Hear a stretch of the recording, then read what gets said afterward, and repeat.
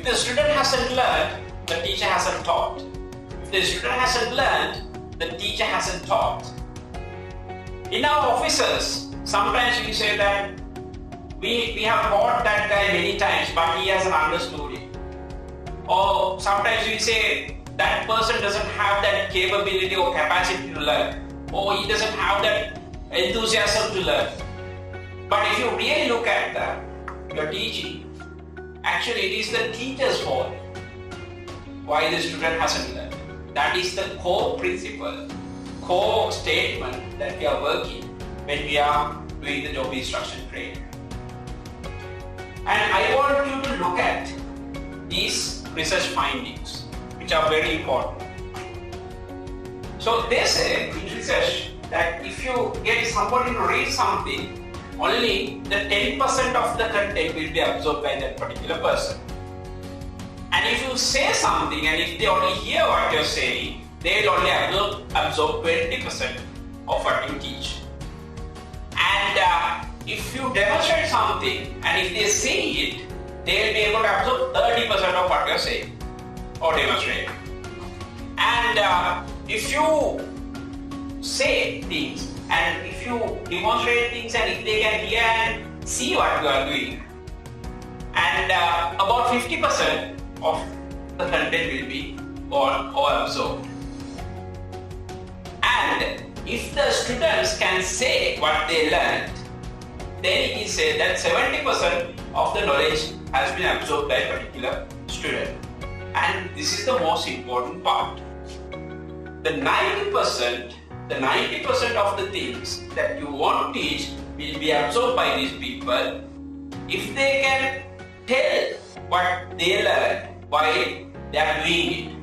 If they can tell it while doing, then we can assure that 90% of the things that we taught have been absorbed into them. So this is the principle which is used by US government when they were inventing this process called job instruction training.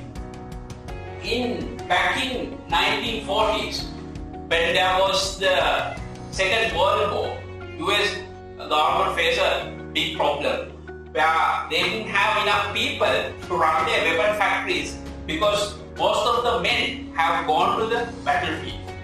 And by their battles, they use this principle to teach the women in the country to make weapons.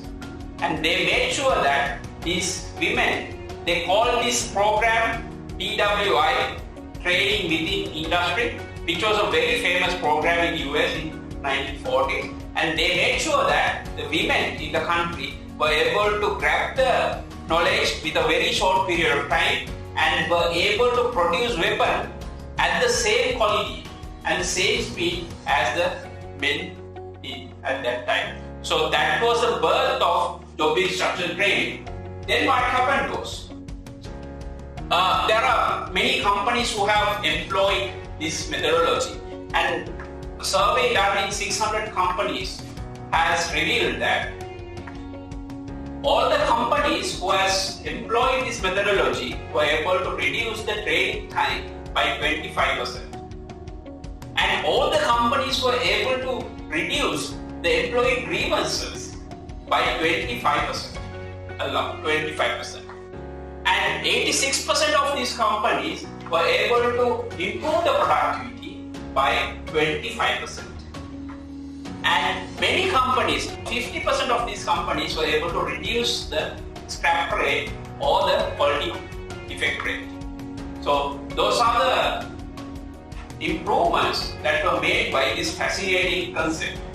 Then what happened was, same period of time, Toyota adopted this concept for their manufacturing facilities, and they further improved this concept, and they started calling this job instruction training, JIT. We call it JIT, and don't confuse this JIT term with just in time. This is about just job instruction training, and this methodology has been successfully implemented in Sri Lankan companies also. And a lot of Sri Lankan companies who have implemented this methodology are taking good results out of this fascinating concept.